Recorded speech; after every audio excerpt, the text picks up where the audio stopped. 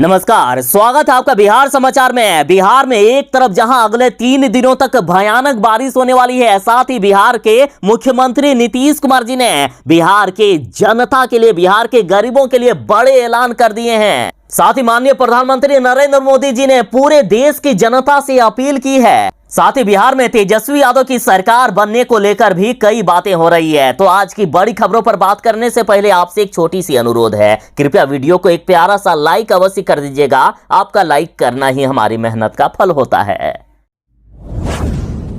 बिहार वालों के लिए बड़ी खबर है। मौसम विभाग ने अभी अलर्ट जारी कर दिया है कि बिहार में अगले 3 दिनों तक खतरनाक तरीके से बारिश होने वाली है। साथ ही बिहार में अगले कुछ दिनों से लगातार बारिश हो रही है, जिससे बिहार के कई जिलों के किसानों को राहत मिली है। और अगले 3 दिनों तक बिहार में भयानक तरीके से बारिश होगी, जिससे बिहार के किसानों के खेतों में पानी लगेगा। बारिश नहीं होने की वजह से बिहार के किसान जो लगातार हाहाकार मचा रहे थे, तो उनको अब बड़ी सहूलियत मिलने वाली है। बिहार के कई जिलों में मौसम मेहरबान है। पिछले कई दिनों से लगातार बारिश हो रही है, जिससे बिहार के किसान अब धान की रोपनी में जुट गए हैं। शहरों की सड़कों में भी पानी लगने लगा है। लगातार बिहार के कई जिलों में जल जमाव देखा जा रहा है। साथ ही बिहार के पश्चिमी चंपारण जैसे कई जिलों में बाढ़ आ गया है। कई जिलों में नदियां विकराल होती जा रही है। बिहार में बारिश के साथ वज्रपात का भी हाई अलर्ट जारी कर दिया गया है। मौसम विभाग ने बिहार के सभी 38 जिलों में भयानक बारिश को लेकर अलर्ट जारी किया है। साथ ही मौसम विभाग ने यहां तक कह दिया है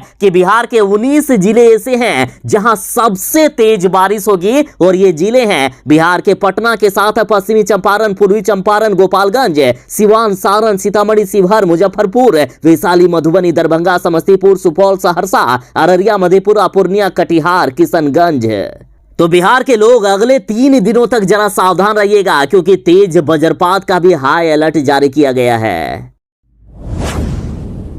नीतीश कुमार के राज में बीजेपी नेता परेशान हो गए हैं। बीजेपी नेताओं की हालात काफी खराब हो गई है। और इधर बिहार में जेपी नड्डा और अमित शाह के सामने बीजेपी के नेताओं ने कहा कि हुजूर हमें बचा लीजिए, नीतीश के राज में विधायक हिजड़ा हो गए हैं। नीतीश सरकार से भाजपा विधायक परेशान हो गए हैं। पार्टी के विधायकों ने अपने शीर्ष नेतृत्व से दिल की बात कही, अपना दर्द सुनाया। अमित शाह और जेपी नड्डा से बिहार के बीजेपी विधायकों ने, बीजेपी नेताओं ने अपना दर्द सुनाया कि किस तरह से नीतीश के राज में हमारी उपेक्षा हो रही है, हमें परेशान किया जा रहा है, हमारी कोई इज्जत, कोई वैल्यू ही नहीं है। एक विधायक ने तो नड्डा और शाह के सामने यहां तक कह दिया है कि इस राज में विधायक हिजड़ा हो गए हैं, हमारी कोई नहीं सुनता है। तो जिस तरह से बीजेपी के नेता बयान दे रहे हैं और बिहार में बीजेपी की तैयारी ये बता रही है कि आने वाले चुनाव में बीजेपी अकेले चुनाव लड़ सकती है। यदि नीतीश कुमार की पार्टी बीजेपी का साथ नहीं दिए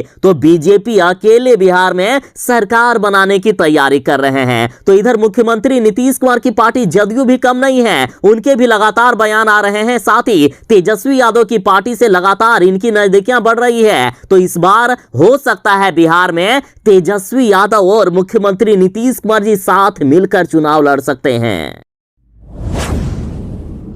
माननीय प्रधानमंत्री नरेंद्र मोदी जी ने देश की जनता से एक बार फिर से अपील की है। प्रधानमंत्री जी का कहना है कि 2 से 15 अगस्त तक हर भारतीय अपने सोशल मीडिया के अकाउंट पर, चाहे आप व्हाट्सएप चलाते हो, फेसबुक चलाते हो, ट्विटर चलाते हो या फिर इंस्टाग्राम चलाते हो या कोई भी सोशल मीडिया पर यदि आपका अकाउंट है, तो उसमें तिरंगे को प्रोफाइल पिक्चर बनाने की पीएम मोदी जी ने देश की जनता से अपील की है। प्रधानमंत्री नरेंद्र मोदी जी ने कहा है कि 2 अगस्त को राष्ट्रीय ध्वज डिजाइन करने वाले पिंगली वेंकैया की जयंती है, अतः सभी देशवासी अपने सोशल मीडिया के अकाउंट के प्रोफाइल पिक्चर में तिरंगे को लगाकर देश एकता का, देश प्रेम का आप परिचय दीजिए। साथ ही प्रधानमंत्री जी ने लोगों से अपील की है कि देश के सभी नागरिक अपने घरों पर 13 से 15 अगस्त को तिरंगे झंडे को अवश्य लगाएं। अपने घरों के छतों पर या अपने घरों में कहीं भी तिरंगे झंडे को 13 से 15 अगस्त के बीच जरूर ही लगाएं। पीएम मोदी जी ने देश की जनता से अपील की है, क्योंकि 13 से 15 अगस्त तक आजादी के अमृत महोत्सव के रूप में मनाया जा रहा है इस बार। बीजेपी के जेपी नड्डा जी बिहार आए थे अपना प्रचार करने के लिए। तो इधर एक तरफ जहां पप्पू यादव जी ने कहा है कि जनता महंगाई से त्रस्त है और बीजेपी वालों ने पटना में 20 से 30 करोड़ का झंडा लगाकर जनता के पैसे को बर्बाद कर दिया। तो इधर तेजस्वी यादव बोले हैं कि बिहार में डबल इंजन की सरकार कबाड़ हो चुकी है। भाजपा ने सबसे युवा प्रदेश बिहार को सबसे अधिक बेरोजगारी वाला राज्य बना दिया है। तेजस्वी यादव ने कहा है कि बीजेपी नेताओं के झूठ से जनता परेशान हो चुकी है। खुद प्रधानमंत्री जी, खुद मोदी जी झूठ बोलने का काम कर रहे हैं। देखिए, तेजस्वी यादव ने प्रेस कॉन्फ्रेंस करते हुए कहा है कि ये विडंबना ही है कि 15 लाख रुपए हर भारतीय के खाते में बिहार को विशेष राज्य का दर्जा व प्रतिवर्ष 2 करोड़ नौकरी देने का वादा करके 2014 में सत्ता में आई भाजपा सरकार ने देश के सबसे युवा प्रदेश को सबसे अधिक बेरोजगारी वाला राज्य बना दिया है। मोदी जी ने खुद वादा किया था कि हम प्रतिवर्ष देश में 2 करोड़ नौकरी देने का काम करेंगे और 8 वर्षों में अभी तक 16 करोड़ नौकरियां मिल जानी थी, लेकिन देश को सिर्फ ठेंगा दिखाने का काम किए मोदी जी ने। और अब तेजस्वी यादव ने कहा है कि 2 करोड़ सालाना नौकरियों की वादा खिलाफी के बावजूद भी इन्होंने 2020 में बिहार के युवाओं को 19 लाख नौकरी देने का वादा किया और फिर विश्वासघात कर युवाओं के पीठ में छुरा घोंपा है। और ये सब करके भी इनका पेट नहीं भरा। जब बीजेपी वालों का पेट नहीं भरा तो इन्होंने सेना की भर्तियों में भी ठेके पर अग्निपथ योजना लागू करके युवाओं के सपनों को पुनः ध्वस्त कर दिया। 17 वर्षों के राज करने के बाद भी बीजेपी वाले खुद अपने ही सरकार पर अंगुली उठा रहे हैं और इसका सीधा अर्थ है कि इन्होंने 17 वर्षों तक बिहार के खजाने की खूब लूटपाट की है। तेजस्वी यादव ने कहा है कि हर चुनाव में केंद्र सरकार और भाजपा के बड़े बड़े नेता व वरिष्ठ केंद्रीय मंत्री बिहार आकर बड़े बड़े वादे करते हैं, पर चुनाव या दौरा खत्म होने के बाद सब कुछ भूल जाते हैं ये और जनता को धोखा देने का काम करते हैं। वारे मुख्यमंत्री नीतीश कुमार जी, जीरो टॉलरेंस की बात करने वाले मुख्यमंत्री नीतीश कुमार जी ने देखिए कैसा कांड कर दिया है। नीतीश की पार्टी ने 25,000 के इनामी माफिया को बना दिया है राष्ट्रीय महासचिव। देखिए, पटना में जदयू के प्रदेश कार्यालय के आगे महात्मा गांधी का बड़ा होल्डिंग लगाने वाले नीतीश कुमार की पार्टी का नया कारनामा सामने आया है। जदयू ने 25,000 के इनामी माफिया को पार्टी का राष्ट्रीय महासचिव बनाकर ये साबित कर दिया है कि ये जीरो टॉलरेंस वाली सरकार नहीं है। बता दें कि जदयू के बने प्रदेश महासचिव धनंजय सिंह को पूर्वी उत्तर प्रदेश का बड़ा माफिया माना जाता है। हत्या, लूट, रंगदारी जैसे दर्जनों बेहद गंभीर मामलों के आरोपी धनंजय सिंह पर उत्तर प्रदेश सरकार ने 25,000 का इनाम भी घोषित किया था। छात्र जीवन में ही अपराध की दुनिया में कदम रखने वाले धनंजय सिंह पर सबसे पहले अपने शिक्षक के मर्डर का ही आरोप लगा था और इसके बाद कई अन्य अपराध भी शामिल हैं इनके नाम पर और अब जदयू ने इन्हें राष्ट्रीय महासचिव बना दिया है। अब ये लीजिए, बिहार में जेपी नड्डा जी आए हुए हैं। लगातार बीजेपी का शक्ति प्रदर्शन चल रहा है जिससे जदयू में खलबली मच गई है। जदयू के कई नेता बीजेपी के इस कार्य से नाराज हैं। जदयू के नेताओं को यहां तक लग रहा है कि शायद बीजेपी आने वाले समय में अकेले चुनाव लड़ सके, हमें अलग कर सके, इसलिए वे इस तरह का कार्य कर रहे हैं। तो अब जदयू ने भी बड़ा ऐलान कर दिया है। एक तरफ जहां ललन सिंह जी ये बोले हैं कि 2025 के चुनाव में हम अकेले चुनाव लड़ सकते हैं यदि बीजेपी वाले कुछ इधर उधर किए तो। और अब उपेंद्र कुशवाहा ने बड़ा बयान दे दिया है। उन्होंने कहा है कि फिलहाल तो हम साथ हैं, लेकिन 2024-25 में पता नहीं कि हम बीजेपी के साथ चुनाव लड़ेंगे या नहीं लड़ेंगे। और जिस तरह से लगातार जदयू का तेजस्वी यादव के साथ नजदीकियां बढ़ रही है, राजद के साथ नजदीकियां बढ़ रही है, तो अब तो सियासी गलियारों में यह भी खबरें आ रही है कि जल्द ही या इस बार ही शायद जदयू और राजद वाले साथ मिलकर चुनाव लड़ सकते हैं और बिहार में अपनी सरकार बना सकते हैं, बीजेपी को बिहार से भगा सकते हैं। उपेंद्र कुशवाहा ने यहां तक कह दिया है कि हालांकि अभी तो गठबंधन ठीक ठाक है, लेकिन भविष्य में कोई गारंटी नहीं है कि हम लोग साथ रहेंगे या नहीं। इससे पहले उपेंद्र कुशवाहा ये बयान दे चुके हैं कि बीजेपी की यदि किसी भी नेता में ये गलतफहमी है तो वो गलतफहमी निकाल दे। बिहार में नीतीश कुमार अगर नेता नहीं तो एनडीए खत्म। बिहार में एनडीए मतलब नीतीश कुमार और नीतीश कुमार मतलब एनडीए।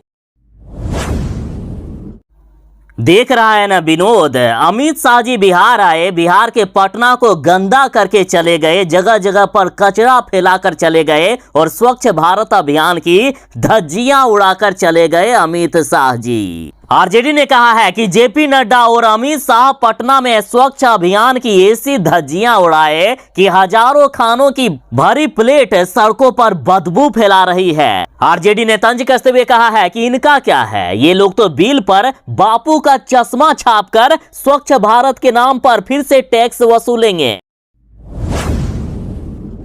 बीजेपी ने बड़ा ऐलान कर दिया है। जेपी नड्डा बोले हैं कि सब खत्म हो जाएगा, रहेगी सिर्फ बीजेपी। इन्होंने कहा कि हम अपनी विचारधारा पर चलते रहे तो देश से क्षेत्रीय पार्टियां खत्म हो जाएगी, चाहे कांग्रेस हो चाहे नीतीश कुमार की पार्टी जदयू हो, कोई भी बीजेपी के सामने नहीं टिक पाएगा, रहेगा बिहार में और पूरे देश में एक ही पार्टी, सिर्फ बीजेपी। जेपी नड्डा बोले हैं कि लोग कहते हैं कांग्रेस की बात, मैं कहता हूं कि 40 साल भी लगाकर वो हमारे बराबरी में नहीं खड़े हो सकते हैं। जेपी नड्डा बोले हैं कि भारतीय जनता पार्टी के विरोध में लड़ने वाली कोई राष्ट्रीय पार्टी आज नहीं बची है और देश की सारी पार्टियां खत्म हो जाएगी, रहेगी तो सिर्फ बीजेपी। इन्होंने कहा कि बस कुछ ही सालों तक यदि हम अपनी विचारधारा पर चलते रहे तो देश की सारी क्षेत्रीय पार्टियों को भी हम खत्म कर देंगे।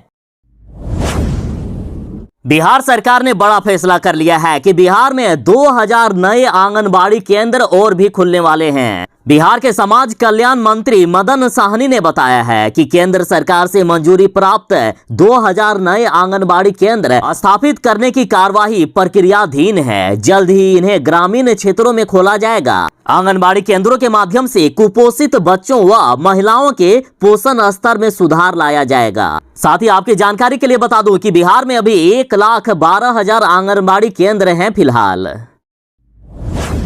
देख लीजिए मुख्यमंत्री नीतीश कुमार जी, बिहार में कितने घटिया तरीके से काम हो रहा है। बिहार में सड़कों का निर्माण होता नहीं है कि तुरंत ही रिपेयर में चला जाता है। कुछ दिन पहले की बात करें तो मुख्यमंत्री जी आपने गंगा पथ का उद्घाटन किया, लेकिन उसके 4-5 दिन के बाद ही उसमें से गड्ढे होने लगे, लगातार सड़कें टूटने लगी। बिहार में अंग्रेजों के जमाने पर बनाई गई सड़कें अभी भी सुरक्षित है, उनमें एक छेद भी नहीं हो रहा है। लेकिन बिहार में इतने घटिया तरीके से जनता के पैसे को बर्बाद किया जा रहा है। जनता के पैसे को आप जिन सड़कों पर लगाते हैं वो लगातार टूट जा रहे हैं। सड़कों पर जनता के पैसे की बर्बादी साफ तौर पर देखा जा रहा है। बिहार में भ्रष्टाचार किस स्तर पर है, किस तरह से घोटाले हो रहे हैं, वो ये सड़कें बयां करती है। पटना की बात करें तो पटना निगम की 796 सड़कें बदहाल हो गई है। पटना की 100 किलोमीटर से भी ज्यादा लंबी है बदहाल सड़कें, गड्ढों में ये तब्दील हो गया है। बिहार के पटना में 100 किलोमीटर से भी ज्यादा सड़कें खतरनाक हो गई है। पैदल चलना भी मुश्किल हो गया है। सड़कों पर इतने बड़े बड़े गड्ढे हो गए हैं कि बरसात में इन गड्ढों पर घुसकर कई लोगों के पैर तक टूट जाते हैं। इन सड़कों पर चलना भी मुश्किल है तो सोचिए गाड़ियां कैसे चलती होगी। लगातार दुर्घटना होती है बिहार की पटना की इन सड़कों पर। नमामि गंगे और गैस प्रोजेक्ट के नाम पर लगातार सड़कें काट कर रख दी गई है। सड़कों पर खोदे गए गड्ढे मौत का दूसरा नाम बन गए हैं। बिहार के अधिकांश शहरों का यही हाल है। ग्रामीण क्षेत्रों में तो और भी हालात खराब है। भागलपुर की बात करें तो भागलपुर शहर के हर हिस्से में सड़क बदहाल है। लोग लगातार परेशान हैं। पाइप बिछाने के नाम पर सड़कें हो गई है पथरीली। सड़कों को तोड़ कर रख दिया गया है। सड़क पर पैदल चलना भी दुश्वार हो गया है। तो साहब सिर्फ बड़ी बड़ी बातें करने और डींगे हाँकने से नहीं होगा। बिहार में इन सड़कों की वाकई मरम्मत करनी होगी और ऐसे मरम्मत करनी होगी कि अगले 2 दिनों के बाद टूट ना जाए, बल्कि ये अगले कम से कम 2-3 सालों तक चले। देख लीजिए बिहार में भ्रष्ट अधिकारी, भ्रष्ट इंजीनियर और भ्रष्ट नेता लोगों की करतूत। बिहार में कोई भी काम ठीक से और समय पर नहीं हो रहा है। सेदपुर नाला की बात करें तो 10 सालों से काम अधूरा पड़ा है और अब तो ये लोग भूल भी गए हैं, क्योंकि सब पैसा जनता के खा कर बैठ गए हैं ये भ्रष्ट लोग। 10 सालों में 15 प्रस्ताव बने मगर नहीं बन पाई रिटेलिंग वॉल, और इसमें गिरने से साल भर में 20 लोगों की मौत हो गई है और कितने लोग जख्मी हुए हैं इसकी तो गिनती ही नहीं है। नगर विकास और पथ निर्माण विभाग में समन्वय ही नहीं है, ये लोग आपस में ही लड़ रहे हैं, पहले आप करते रहते हैं। देखिए पटना शहर की 6 लाख आबादी से होकर गुजरने वाली सेदपुर नालों के जीर्णोद्धार की कवायद पिछले 10 सालों से चल रही है, लेकिन सब कुछ प्रस्ताव और फाइलों तक ही सीमित है। इसके जीर्णोद्धार को लेकर 15 बार प्रस्ताव बने लेकिन इस पर काम नहीं हो सका। इस नाले की दोनों तरफ की सड़कें पूरी तरह से जर्जर हो चुकी है। इसमें नाला इतना खतरनाक हो गया है कि अक्सर इसमें लोग गिरते रहते हैं और 1 साल के अंदर 20 से ज्यादा लोगों की मौत हो गई है। तो आखिर ऐसे कैसे बिहार सुधरेगा, कैसे बिहार का विकास होगा? सिर्फ जनता की पैसे की बर्बादी हो रही है।